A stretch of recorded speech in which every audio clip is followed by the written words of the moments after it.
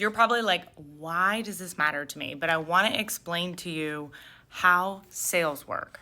Now, you've probably heard people buy with emotion, right? They buy with emotion, they rationalize the purchase with logic. That's simple.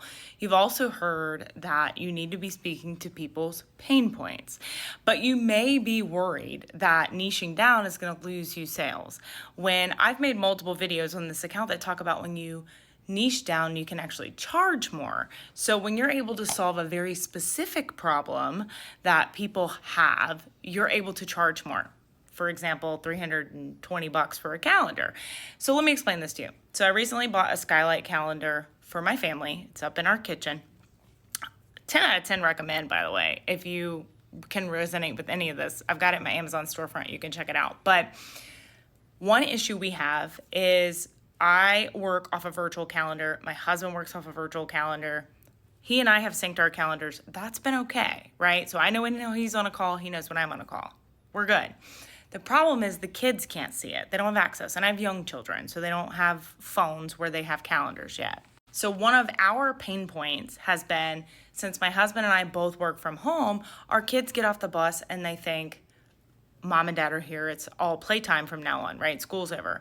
And that's not always the case. My husband has afternoon Zoom calls. I do one-on-one calls with students in the afternoon. So my kids physically see us here, and it's not like, oh, Mom and Dad have a job.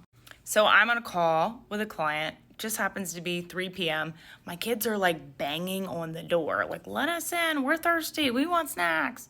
And this is a reoccurring thing. Like, it's happened over and over. That's a pain point for me, right? I want my kids to understand that it's awesome that Mom and Dad work from home, but it's still a workspace. And this office, when I come in here, means Mommy's working. We've had wall calendars and dry erase calendars where we wrote different things on there, but another issue was our kids aren't the best with knowing what time it is. They can read, a clock, but they didn't realize, oh, that's the time Mom has a call. And I know a lot of people aren't going to resonate with this video. They're going to be like, first world problems, get over yourself. But it's a problem that we've had.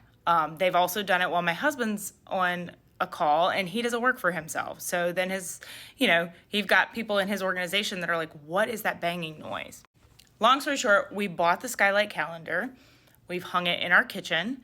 It looks very similar to like a Google calendar.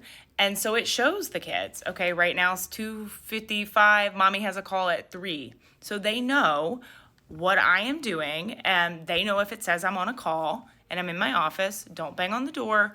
I'll be out as soon as it's over. They know what time to expect me to be out. And this calendar does all kinds of other things. Like, it has a chore chart on there for them where they can get confetti when they finish all their chores. It has meal planning. Like, it does a lot more than just the calendar. But I had one very specific problem, and we were looking for a solution over and over and over for it. And I was willing to pay a hunk of money for it because it has, just this week with us testing it the last 3 days, it's worked fabulous.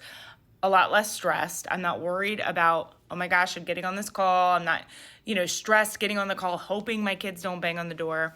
My kids are actually really liking it because it's interactive, so they can mark their chores off, and it just is taking stress away from me. And your customers want the same thing, right? So it's really important in your content that you're talking to their pain points, what their day-to-day looks like, right? I bought this calendar because I saw a video of a woman that had a very similar problem to me, and she was very specific what her day looked like, how the morning was chaos, and then after school was chaos, and the kids were constantly asking what time it is, and constantly asking what time's ball practice, and all of those things. So stop being afraid to be very specific in your content, because people are willing to spend money when they know this is the exact thing that's going to help them. This is just one of the many things that we're going to be going over in the 30-day social success challenge. If you're not already in there, I 10 out of 10 recommend we start Monday, but we're going to be talking about building out your customers' day in a life so that you can speak more specifically to them in your content and it can start converting better. You can grab your seat right there in my stand store.